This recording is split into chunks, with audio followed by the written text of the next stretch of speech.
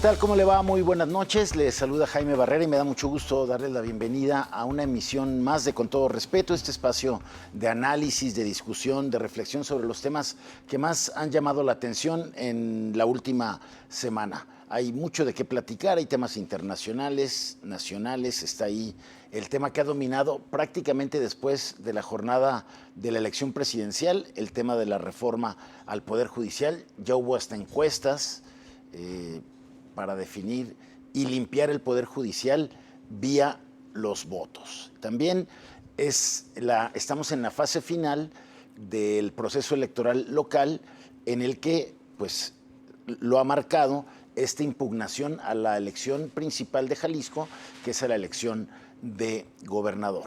Hay ese y otros temas. Gracias por acompañarnos, doctora. ¿Cómo estás? ¿Qué tal? Bienvenidas, bienvenidos. Pues buenas noches al programa 191 de Con Todo Respeto. Estamos a ¿Llevas poco. la cuenta? Aquí dice. Entonces, sí. No creas que me lo sé de está. memoria. Aquí dice, estamos a poquitos de los 200 para traer un pastelito. Así es que no se lo puede perder. David, bienvenido. Gracias, Erika. Jaime, pues sí, muy contento como siempre de estar aquí. Hay muchísimo que discutir. Arrancamos, Jaime. Gracias, David, y gracias a todos y a todas por acompañarnos. Iniciamos casi como cada semana con un tema internacional y otra vez coincide con tensiones en el Medio Oriente, ya no solo entre Israel y pues todos los habitantes de Gaza, los que están combatiendo, sino en el mismo Israel, donde el gobierno pues está sometido a fuertes presiones de protestas, como lo ve usted ahí en ese tuit, que de El Gran Despertar, dice, grandes protestas antigubernamentales están ocurriendo ahora mismo en Israel. Piden la dimisión, y le llaman así, o le llaman aquí en este tuit, del genocida satanista criminal Netanyahu, el presidente de Israel, que aún antes del conflicto y del ataque a Israel, pues está pasando por un gran momento de crisis Netanyahu, David. Así es, creo que con la incursión terrorista de Hamás del 7 de octubre, Netanyahu no solo se consolidó en el poder, sino que se volvió una suerte de hombre poderoso de Israel. Y con ese bono democrático, con ese voto de confianza del país y de la comunidad internacional, tomó una decisión que hoy se le ha revertido por completo, que fue simplemente borrar a Gaza del mapa. Y es que con el lema de no vamos a parar hasta que no rescatemos al último rehén, la incursión de Israel ha sobrepasado todos los límites y todos los digamos, principios de una guerra. Y por eso la comunidad internacional se le ha ido volteando poco a poco. No fue de golpe y porrazo como sí la tuvo a su favor a partir del 7 de octubre, sino que la ha ido perdiendo paulatinamente a partir de todas las noticias que todos los días vemos de estas incursiones muy violentas, de estos bombardeos indiscriminados, de estos daños colaterales. Y la comunidad internacional se le fue, pero además hoy lo que tiene Netanyahu es una población absolutamente en contra, es decir, ya perdió el apoyo popular de los israelitas. Netanyahu ya es un gobierno en solitario, aislado, quizá más aislado que el propio Hamás, que está totalmente arrinconado. Quería aprovechar este momento de tensión bélica como para ganar legitimidad, que yo creo que se le está revirtiendo, ¿no? Sí, como dice David, yo creo que la legitimidad la ha ido perdiendo a partir de las decisiones que ha venido tomando y de las que todos conocemos. Me parece que tampoco podemos olvidar que junto con esta guerra también está la de Ucrania y Rusia, de la que se han sabido muchas cosas. Y ayer o antier escuchaban a Laura Magaloni, a quien yo respeto mucho como académica y como jurista, decir que habría que analizar no necesariamente estas cosas estratégicas, sino lo que axiológicamente representan ambas guerras desde lógicas distintas, ¿no?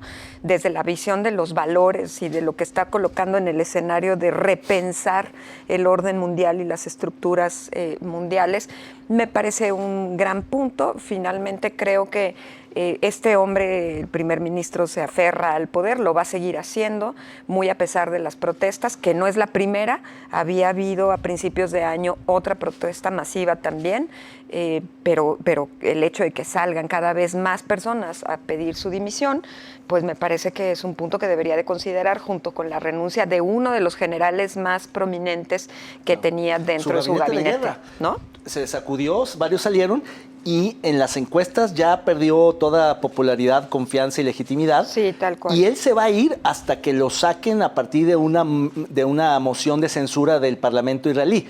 Él está aferrado no solo al poder, sino a la victoria que supone aplastar Gaza. Es impresionante su obsesión con el tema bélico. Así es. Bueno, pues Netanyahu en la cuerda floja, desde luego vamos a seguir pendientes a este tema. Ahora vamos a partir de otro tuit que tiene que ver con esto que le comentaba, que se ha convertido en el tema del debate nacional central. El asunto de la reforma al Poder Judicial, que luego de este triunfo avasallador de Morena y sus aliados, pues ha hecho la bandera de la reforma a la reforma judicial el tema principal y la prioridad del presidente antes de irse y de acabar su presidencia, el manotazo de salida del poderoso presidente Andrés Manuel López Obrador. Dice, es un tuit que sale de...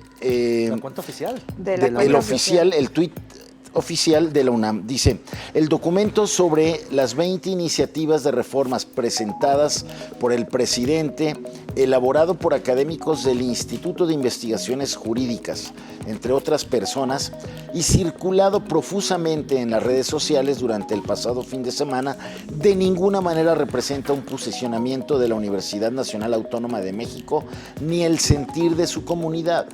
En todo caso, los textos reflejan exclusivamente la opinión de los autores.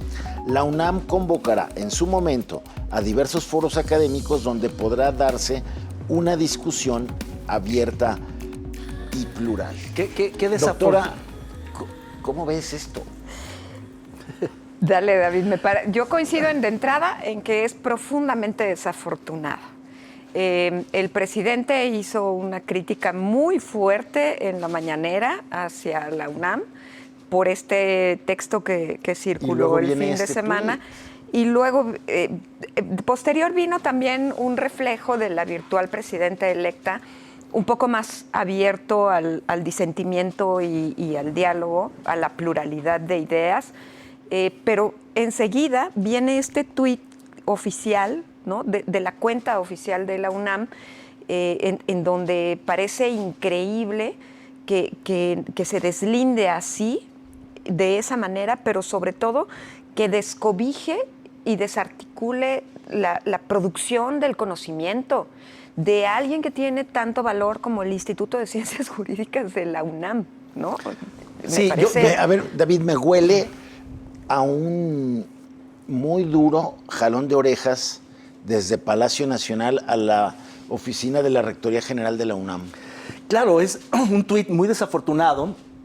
El primer posicionamiento público de Lomelí, el rector de la UNAM, que había ganado un poco por consenso, porque había sido como la segunda mejor opción de todos, no era el favorito de nadie, pero sí alguien que generaba un cierto consenso. Y es muy desafortunado. El favorito segundo lugar. Exactamente. Es muy desafortunado por muchas razones, lo decía ya Erika.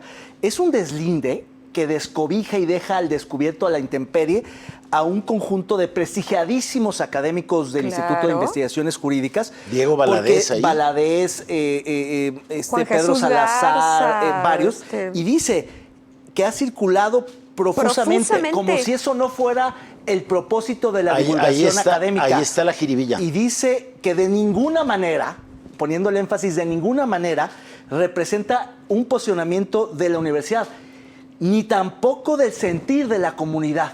¿Cuándo la producción académica tiene que reflejar el sentir de la comunidad? Claro, por ¿Dónde supuesto. queda la libertad de cátedra? Muchos se le dejaron pensamiento. ir, y de pensamiento, y de investigación, y de todo. Muchos criticaron mucho este tuit diciendo que las democracias fenecen, las democracias caen precisamente con el silencio cómplice o con una suerte de reprobación implícita que hace la rectoría, porque este tuit lo palomeó el rector Lomelí. Totalmente. Entonces esto me parece no, y peor terrible, si no se dio cuenta, ¿eh? Sí, por donde sea. Y fíjate Entonces, es muy, muy desafortunado y toda mi solidaridad con los académicos de la UNAM que hicieron un documento muy riguroso, pero aun cuando no lo fuera, ¿cuántos otros documentos de faltos de rigor no publican las universidades públicas y nadie nunca se queja de esta manera, ni mucho menos un deslinde de este tamaño? Igual de preocupante es lo que dijo antes en la mañanera, lo que refería la doctora, la postura del presidente diciendo, ¿y ellos qué tienen que opinar? ¿Qué tienen que opinar? O sea, ¿qué ¿Por qué tienen que meterse? Entonces, ¿no? otro rasgo ahí autoritario que aflora del presidente que anda, pues, empoderadísimo. Y envalentonado. Porque si hay un asunto de interés público, pues ese es el de la reforma judicial. Todos tendríamos que estar involucrados, todos tendríamos que meternos. ¿Por qué solamente el presidente o sus allegados? Es decir, incluso es contradictorio con la idea de consultarle al pueblo a través de encuestas. ¿Por qué no también consultarle a los académicos, que ellos también tienen una forma legítima, válida, de expresar sus ideas, que es publicando esto? La virtual presidenta lo dijo, ¿no? O sea, los foros van a estar abiertos a la aportación de instituciones, institutos, barras de abogados, académicos, académicas. Sí. Y, a ver, aquí hay dos cosas. Yo primero diría que el tuit que acaba de publicar Ibabel Arroyo, nuestra compañera que está en otros lares y que esperamos regrese pronto, me parece lo mejor de lo mejor y lo voy a leer textual. Voy a corregir el comunicado de la UNAM y entre comillas. El documento es una publicación que responde a la libertad de cátedra e investigación que siempre se hará valer en esta casa de estudios. La UNAM no tiene posturas institucionales sobre ninguna faceta del conocimiento de nada. Esto es. Genial, genial. Esto es. Le mandamos un gran saludo, Ibabel. Saludos, Erika, bueno que lo leíste. Saludos a la correctora de la cuenta oficial de la UNAM. Claro. Ibabel Arroyo. Siempre muy atinada, ¿no? Entonces, esto es algo que sí quería mencionar, recordando también que Ibabel nos hace falta. Pero el segundo también tiene que ver mucho con, a ver, de por sí se ha hecho mucha crítica, y lo digo con una reflexión individual y también institucional, sobre el hecho de que la producción del conocimiento académico siempre va tarde y que siempre van por delante de nosotros el periodismo de investigación, el periodismo de opinión, lo cual tiene razón. Y en esta lógica, este documento me parece un documento que sale oportunamente, muy a tiempo, genera espacios de discusión y no es profusamente difundido, lo cual significaría, pues, en quién más puede confiar una institución que en los grandes nombres del pensamiento jurídico que vienen de su propia institución y que se difunde con esa velocidad y se produce con esa velocidad, ¿no? Entonces, muy desafortunado. Y yo pensaría que ahí también tiene que haber una reflexión de cara a lo que viene para todas las universidades. Pues yo adelanto que para la neta no, yo ya voy a postular al rector de la UNAM. Con eso nos vamos a una pausa y regresamos. Quédese con nosotros aquí en Con Todo Respeto.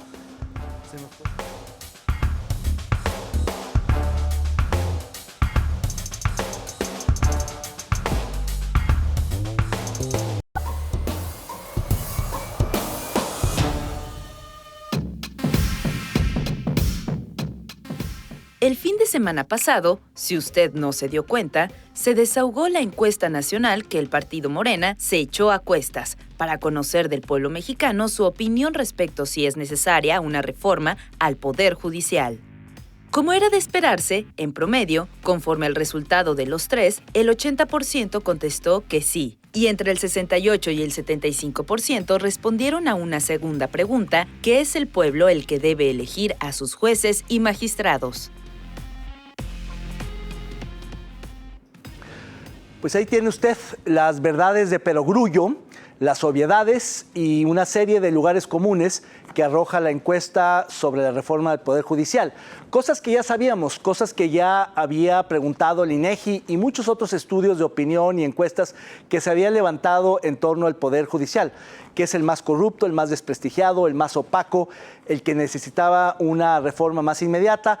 Desde luego que eso que presentó la presidenta electa en una calidad extraña de quien conduce una reforma que todavía no le corresponde, aunque es el presidente el que está marcando la pauta de las reformas constitucionales que se avecinan para el mes de septiembre. Lo cierto es que con esta encuesta que levantan varias encuestadoras serias, pero también Morena, partidizando una discusión que debería ser solamente pública o en todo caso politizada, pero no partidizada, pues se tiende un poco el camino, se allana el camino de la reforma al Poder Judicial con la venia, con el apoyo, con el soporte de la opinión pública como era natural. Creo que un ejercicio de ese tipo tendría que haber sido mucho más sofisticado, mucho más profundo, mucho más cualitativo para entender realmente cuáles son las razones, las motivaciones, las expectativas, las preferencias, las preocupaciones de la sociedad en torno a la impartición de justicia en este país. ¿Cómo ves, Erika? ¿Qué sigue con este asunto de la reforma? Pues me voy a ver mal y a lo mejor van a disentir de mí. ¿Cómo? Suéltela, venga. Pero a ver, creo que en términos de la partidización del tema, pues hay 59% que respaldan la partidización del tema, con la elección de la actual presidenta y que ella ha referido en varias ocasiones. Justo hoy el último anuncio tiene un letrero atrás que muy grande dice el poder del pueblo y de la mayoría del pueblo, lo cual significa que ella está pues arropando esta cifra bajo la lógica de lo que muchas personas, senadores vigentes, casi salientes y los entrantes han mencionado como el poder que les ha otorgado la voluntad de la mayoría. Hasta ahí estamos bien. Lo segundo tiene que ver con una discusión que creo que hemos cerrado desde hace varios meses y que lo coloco así. Creo que la oposición creó una discusión sobre las instituciones muy efímera y que genera una diáspora absolutamente lejana de lo cotidiano. Y el oficialismo, a lo largo de toda la campaña y desde hace muchos años, genera una discusión sobre la problemática de lo cotidiano. Y por tanto, la concepción de la justicia nunca va a ser la misma desde la lógica de las instituciones que debemos de cuidar, proteger, lo que ustedes gusten y manden, bajo la lógica de la democracia, que la que tienen las personas cuando la justicia del día a día, pues me suena distinto, ¿no? Entonces, desde ahí creo que hay una disrupción en el entendimiento.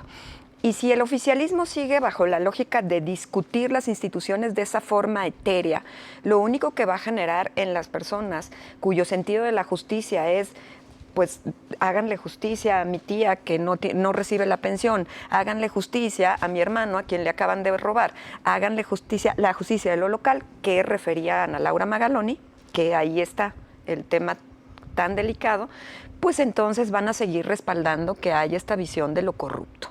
Entonces, de entrada, creo que las interpretaciones son distintas. No menosprecio la labor de la lógica institucional y de la democracia, ¿no?, en términos de las instituciones, pero sí creo que estamos sí o sí entrando en un nuevo régimen al que nadie sabe describir y que ninguno de nosotros sabemos cómo va a ser, pero que sí necesita un rediseño institucional. Y con esa lógica, un replanteamiento de las cosas.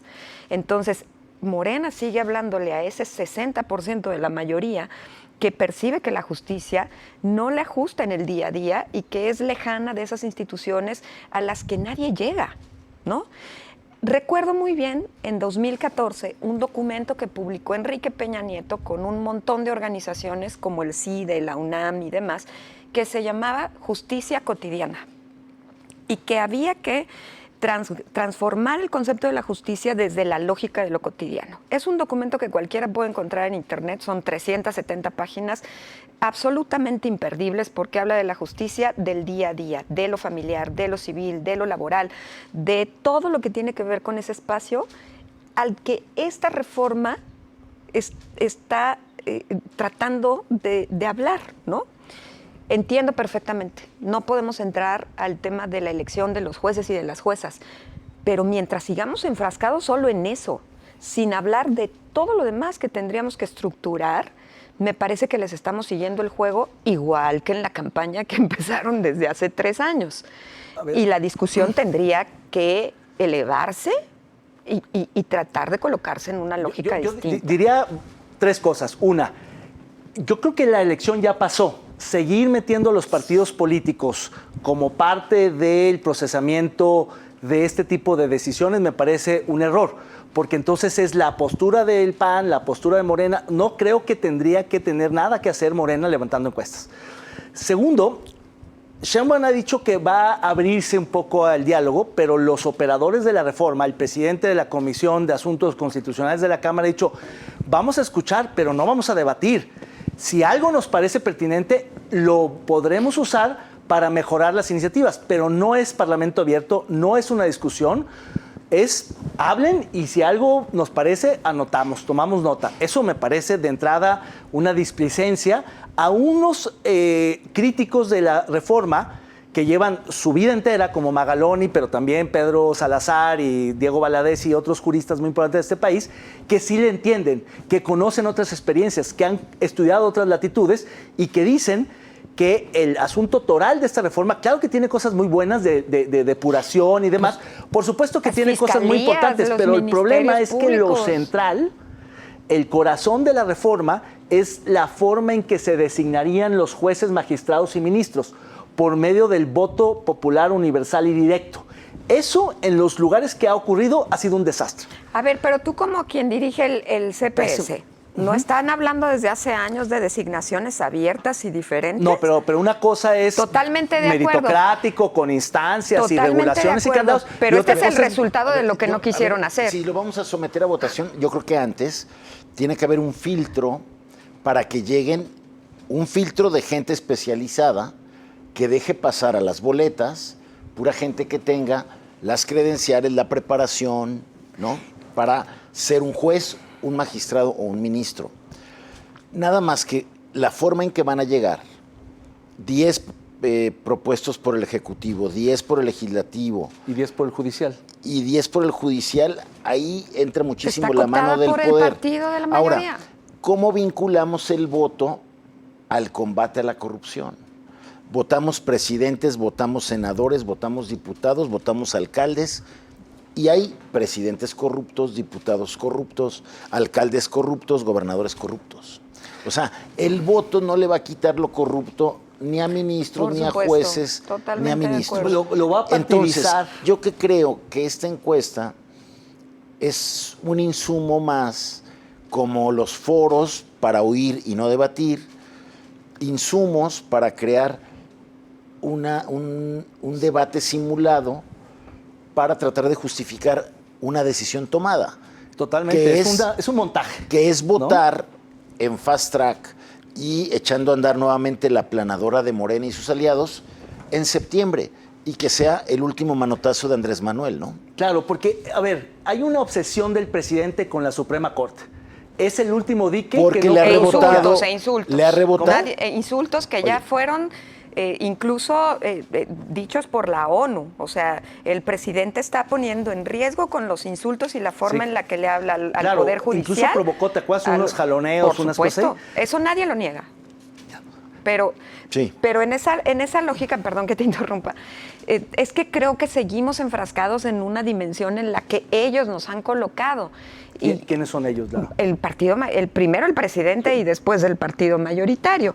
Entonces, digo, ¿cuándo un parlamento abierto ha servido en verdad para hacer una reforma estructural distinta? Veo más un ajuste de cuentas. En México nunca. Entonces, nadie puede negar, perdón, que sí es importante el rediseño institucional del Estado. El Estado ya no funciona como lo conocíamos. Totalmente, colega. Pero solamente las formas ahí yo te compro el son cuestionables. 90% de la reforma menos el 10% de la votación de Sí, jueces magistrados. totalmente. Porque todo lo demás que Totalmente. dices es importantísimo, pero mi preocupación es que lleguen unos cuates, híjoles, es muy incierto. Como en Bogotá. Exacto, que o como atiendan, en Bolivia. que atiendan a como- la línea del poder o de grupos fácticos Sí. que les van a pagar la campaña. Totalmente. Terrible. Bueno, vamos a tener que ir a la siguiente sección del resbalón. Vean esta caricatura de Cucho. Buenísima, Para variar. para variar. Sí.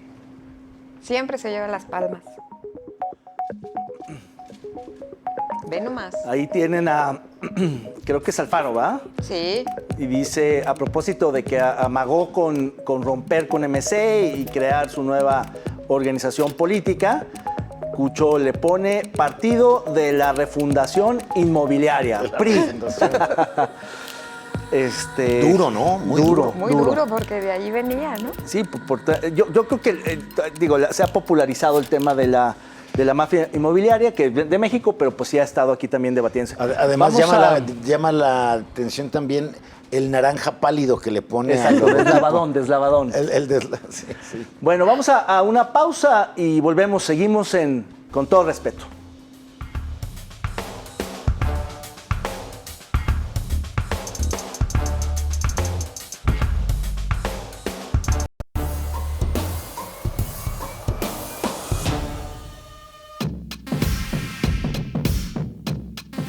El partido Morena cumplió y el pasado fin de semana presentó en manos del asesor jurídico Eduardo Almaguer la impugnación a la elección estatal.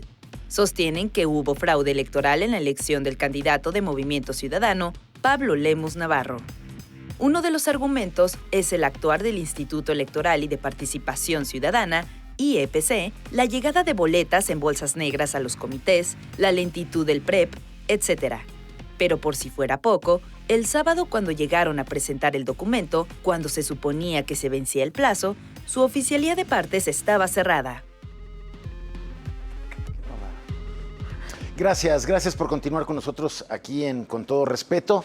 Y bueno, sin duda este será un tema que va también a marcar la semana. Mañana es un día muy importante. Mañana saldrá la todavía candidata de la alianza Sigamos Haciendo Historia en Jalisco, de Morena y aliados. Bueno, ella la postuló el Verde. Claudia Delgadillo va a salir a explicar en qué términos o qué sostiene esta impugnación electoral a la constancia de mayoría que se le dio a Pablo Lemus hace 2 domingos, ¿no? ¿Qué trae la impugnación? Hay posibilidad de que se anule la elección en Jalisco. Al parecer hay mucho más interés del que se veía al principio de parte del poder central de la 4T y de Morena de revisar con lupa lo que sucedió en la elección en Jalisco, sobre todo por los resultados tan contrastantes. Ellos no están muy convencidos de que se haya dado auténticamente un voto cruzado y quieren ver la ruta de los votos, quieren ver todas las lentitudes en el PREP, en el conteo rápido. Entonces, bueno, pues vamos a ver qué sucede en los tribunales con esta consignación. Yo escribí a principios de semana que Pablo Lemus es el invicto de las elecciones. Bueno, pues ese invicto tiene que mantenerlo en los tribunales, David. Así es. Yo creo que hay que reconocer que todos los partidos, cualquier partido político tiene derecho a impugnar. Morena está haciendo lo propio.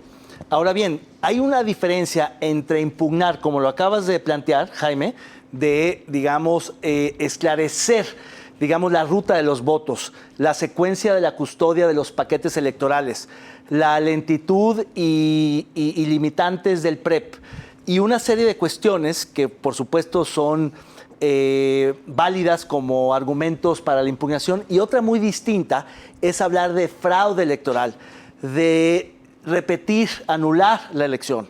Son cosas distintas, y yo creo que la lealtad democrática de un opositor derrotado tiene que ser por la vía primera y no por la vía segunda, porque la vía primera lo que busca es, sí, limpiar la elección, suponiendo, sin conceder que estuviera sucia, yo diría más bien transparentar la elección, pero la segunda tiene que ver con deslegitimar la elección, descarrilar el proceso electoral, que es, me temo, un poco lo que algunos están planteando. Yo creo que la diferencia de 200,000 votos, casi 200,000, y 5% de diferencia entre Lemus y Delgadillo hacen irreversible esa elección. No hay manera, tumbando estratégicamente determinadas casillas, porque habrá que ver de las 130 impugnaciones, 31 que presentaron, cuáles tienen que ver con municipios o distritos que ganaron y cuáles con las que perdieron. Porque esa diferenciación es un poco esquizofrénica. Impugno donde no me fue bien, pero reconozco donde sí me fue bien. Entonces hay que esperar. Yo lo que me temo es que la presión sobre el Tribunal Electoral del Estado, la presión sobre la sala regional del Tribunal Electoral del Poder Judicial de la Federación y la presión, en última instancia, en la sala superior del tribunal, claro. Estas dos últimas instancias, dominadas por Morena, pueden llevar a una sorpresa que no refleje el mandato de las urnas, sino la capacidad de presión, no persuasión, presión política de los actores nacionales. Ojo con eso. Y yo creo que no va a prosperar, pero sí van a permitir, y también yo lo escribí en una columna, ya que haces tu anuncio, yo lo hago también, en el país que esta elección se va a ir hasta las negociaciones al 5 para las 12, cuando tenga que tomar posesión Pablo Lemus y cuando se instale el próximo Senado de la República, donde Movimiento Ciudadano tiene los escaños que necesita Morena para construir la mayoría calificada para pasar la reforma judicial y las demás. Va para allá. Es parte de un juego político con muy poca lealtad democrática. Como se veía venir, se judicializó la elección de Jalisco. Como lo veíamos venir, desde el día siguiente al 2 de junio, Erika. Terminará en los tribunales la definición. Sí, pues nada más que agregar en torno al proceso que acaba de detallar David, que sabe bien de eso, ¿no? Y que además lo publicó en su columna junto contigo. En El País, ¿no? En el Informador. Claro, en El País. O sea, yo no publico nada, querido público, pero no importa. A ver, yo aquí sí haría algunas observaciones que me parece importante, ¿no? Colocar en la mesa y que creo que también tiene que encender un poco las alarmas en un sentido distinto. Ciertamente creo que forma es fondo. Y creo que hubo errores que también habría que hacer un proceso de autoevaluación del Instituto Electoral y de Participación Ciudadana del Estado de Jalisco en términos de estas malas formas de llevar paquetería electoral en bolsas negras de basura, sin la cadena de custodia. Es decir, a eso me refiero con que forma es fondo. Me parece que hubo una comunicación desastrosa de la institución que además puso en un grave dilema a su primer presidenta en términos de cómo manejar esa comunicación, que generó errores de interpretación y que son de forma, ¿no? En muchas de las cosas.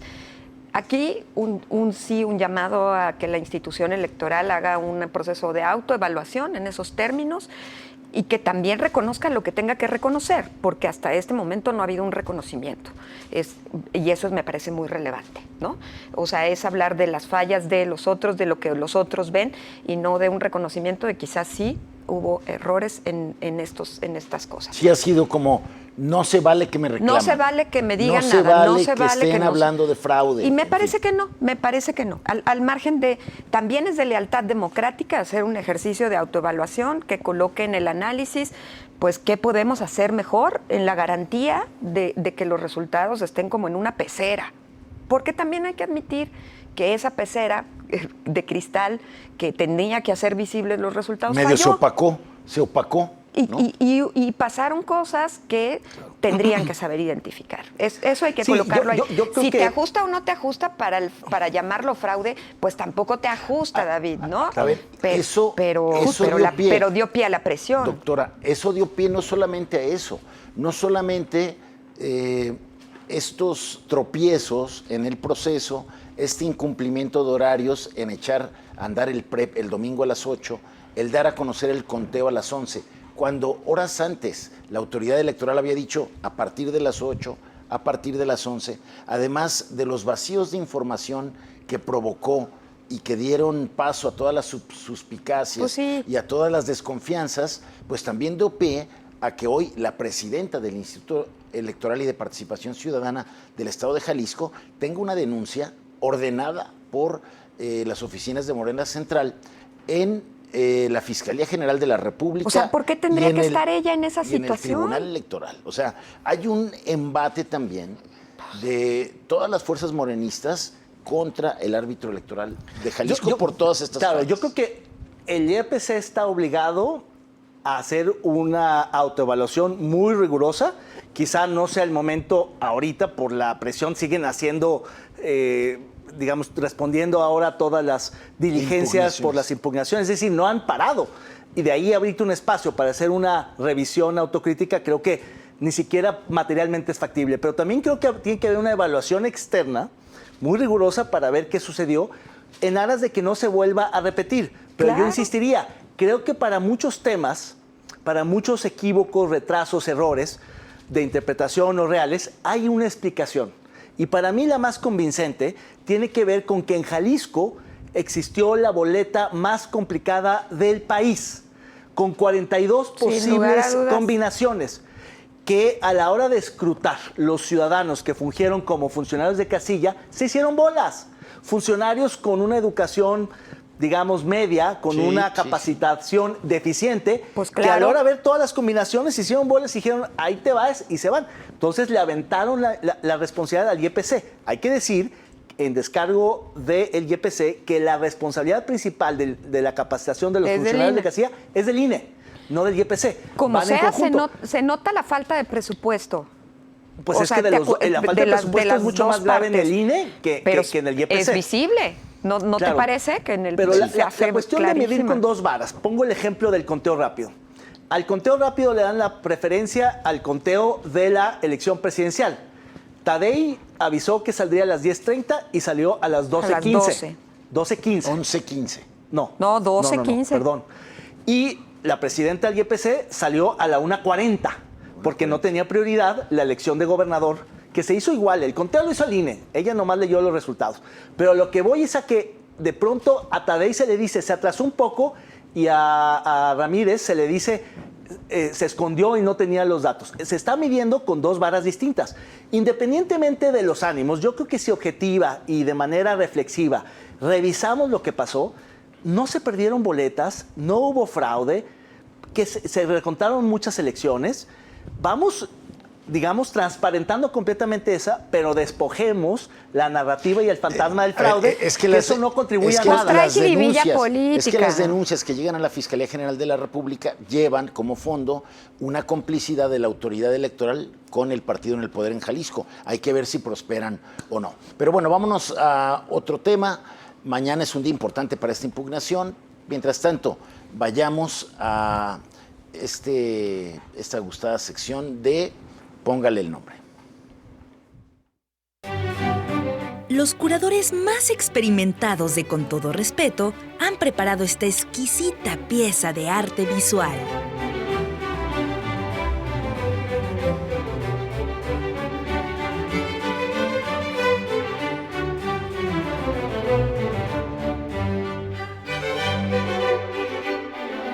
Usted, póngale el nombre.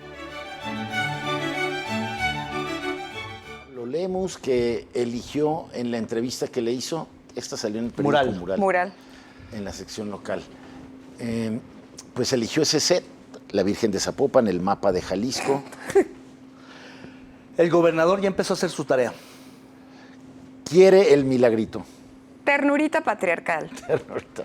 O sea, ¿en dónde la Sí, vio? ¿Va a ser de los favoritos de la presidenta que tiene, cuántas, 20 mujeres de su partido o cuántas? ¿Gobernadoras? No tantas. No tantas, pero Bueno, él se refiere a de los gobernadores, ¿no? sí. Ganaron. ¿Tú crees?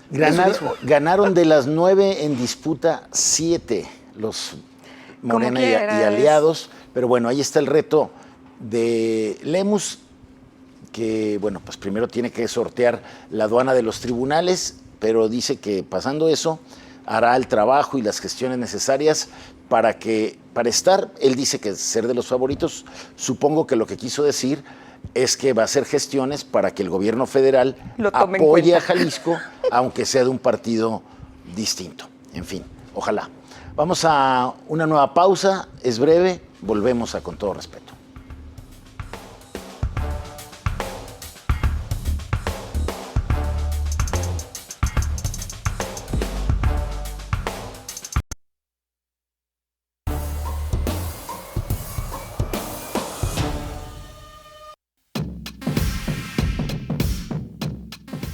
Los partidos Futuro Jalisco y Hagamos, que apostaron a la coalición con el partido Morena a nivel estatal, están condenados a desaparecer.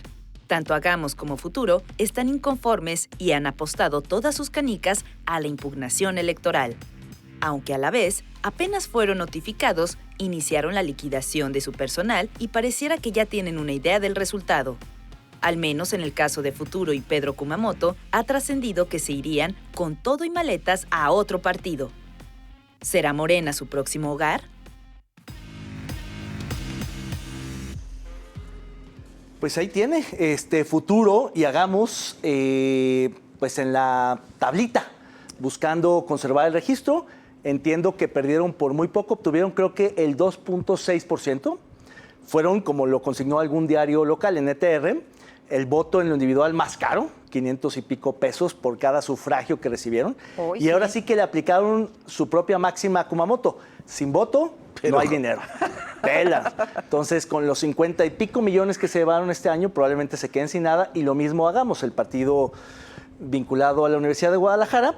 Y en ese sentido, creo que se pierden dos institutos, en mi opinión, que tenían cuadros interesantes, propuestas interesantes. Creo que por el lado de futuro había históricamente una posición progresista, contestataria, crítica, fresca, que se fue diluyendo hasta que se perdió en Morena.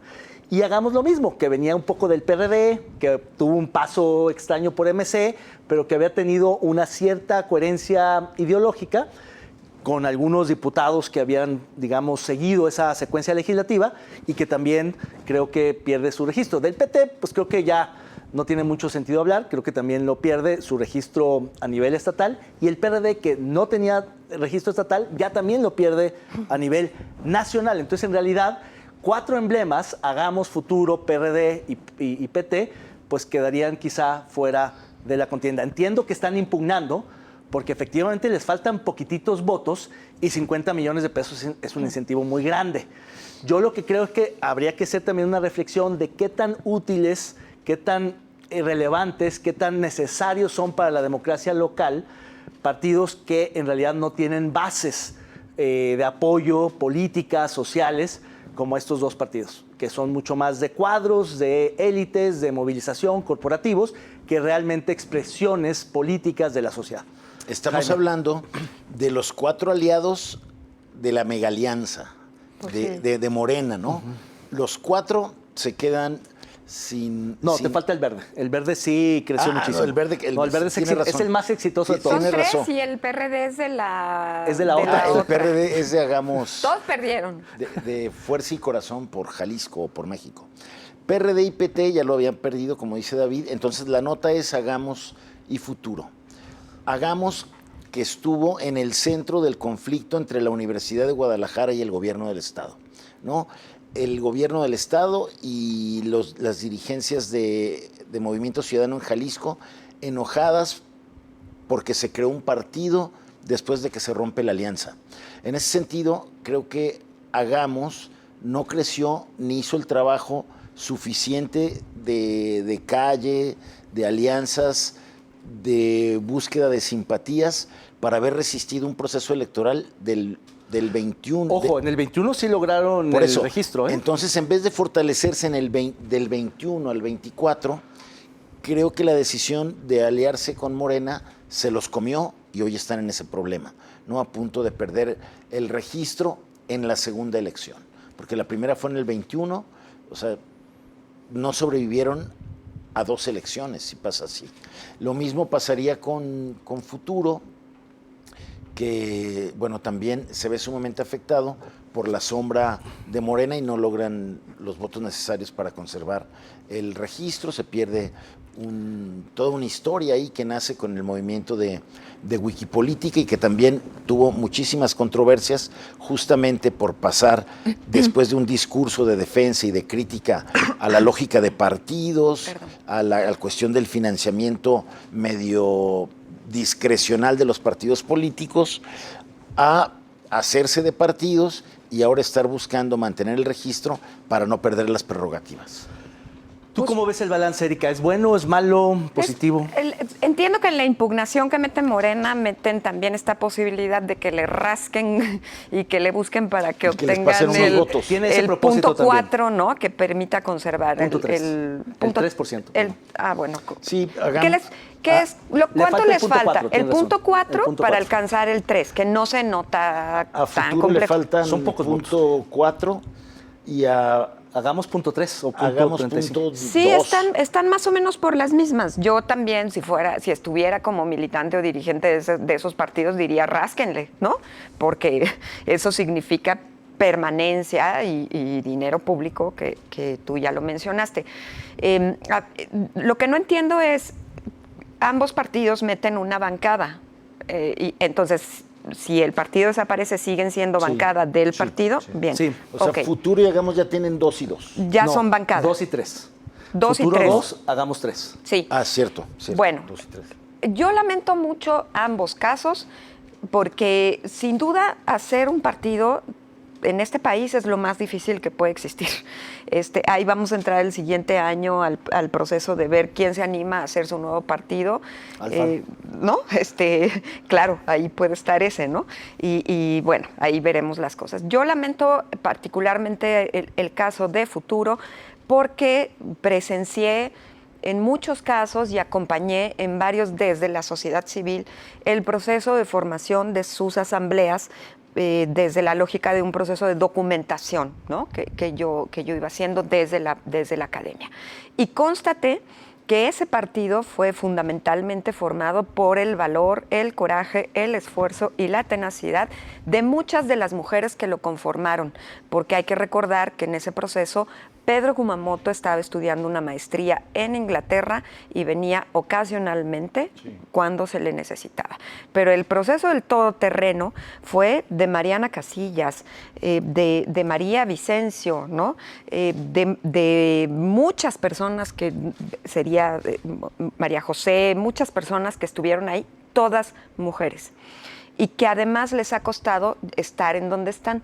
Refiero en este proceso el perfil de Mariana Casillas, que empieza desde ahí, aguanta toda la turba y hoy es diputada, ¿no? Y una diputada es una de las dos que ganó, ¿no?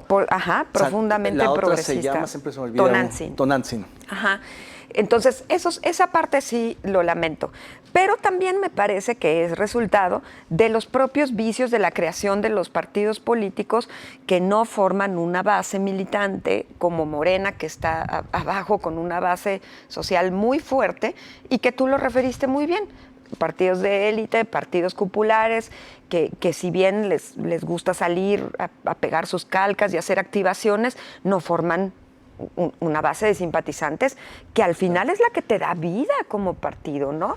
Yo, por ejemplo, una de las cosas que propondría justamente en esta revisión crítica de la autoridad electoral y del sistema electoral jalisciense también, y de partidos políticos, que se les diera el registro condicionado a los partidos políticos, pero sin financiamiento público. Órale, compitan. Si logran crecer, si logran ganar espacios, si logran generar esas bases, qué bien. Entonces, cuando ya tengas un cierto umbral, empiezas a recibir dinero. No al revés, que armas el partido con triquiñuelas, firmas movilizadas, inducidas, porque la verdad es que todos los que han hecho un partido político en este país lo han hecho muy a la mala. Y es porque los propios partidos han hecho un oligopolio para impedir que nadie más llegue. Pero entonces, la manera en que funciona una democracia abierta como la española es: tú puedes registrarte como partido político, así seas muy pequeño, pero si la gente te vota y alcanzas un umbral, entonces ya recibes financiamiento público. Y lo pierdes el financiamiento público si no tienes el 3%, pero debería de poderse quedar, si es que lo quisieran, si es que le conviene a los dirigentes y a las instituciones vinculadas, que se queden o no estos partidos. Pero el hecho de que haya estos umbrales tan rígidos, porque está en juego un monto muy significativo, es lo que pervierte al sistema de partidos. Yo creo que Jalisco podría hacerlo distinto. Claro, hace poco se subieron el financiamiento.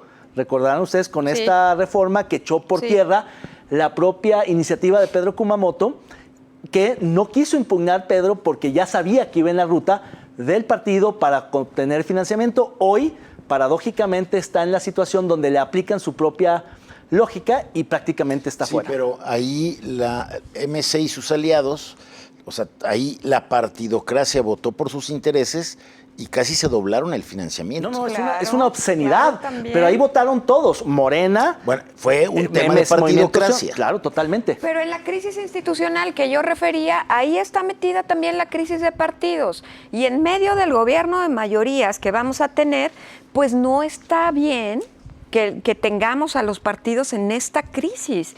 O sea, es momento también de reflexionar sobre qué tipos de partidos y qué sistema de partidos Por queremos. Eso no hay que meterlos en las reformas que requieren más otras cosas. Se van a seguir metiendo. Se van a meter. Bueno, pues vamos a tener que ir a la siguiente sección, gustada sección, dice Jaime, de la neta no para lo más lamentable de la política y el servicio público. Vamos a ver los resultados de la semana pasada.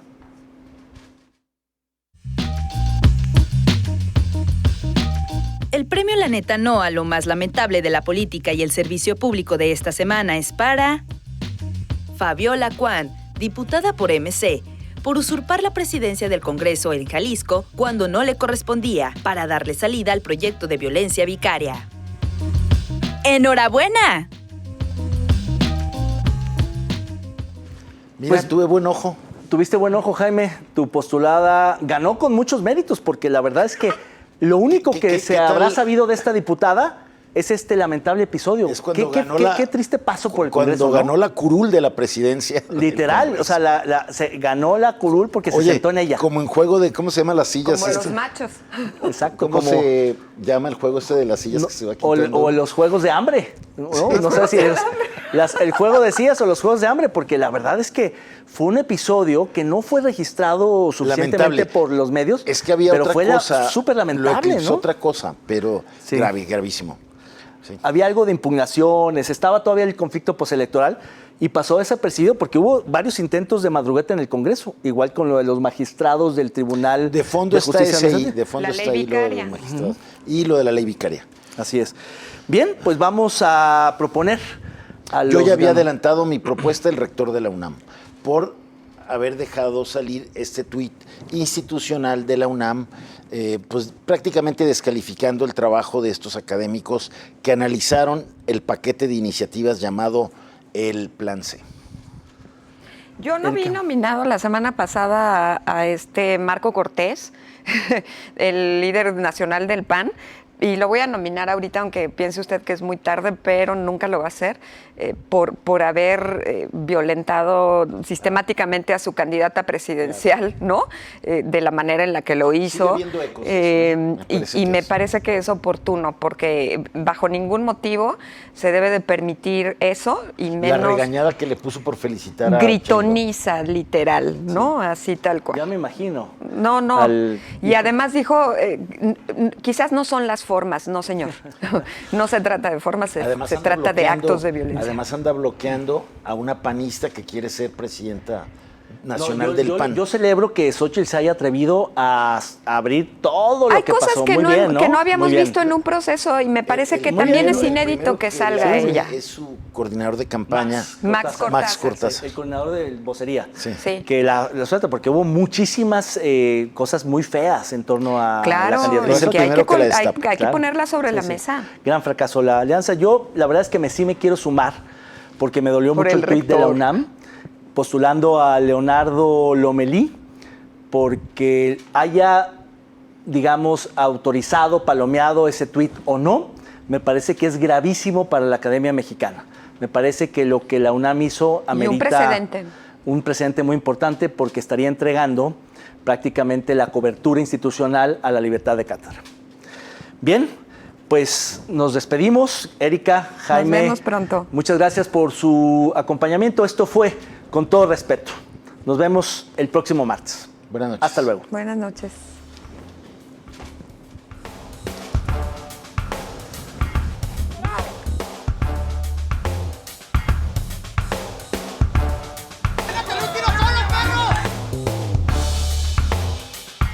We need strong borders,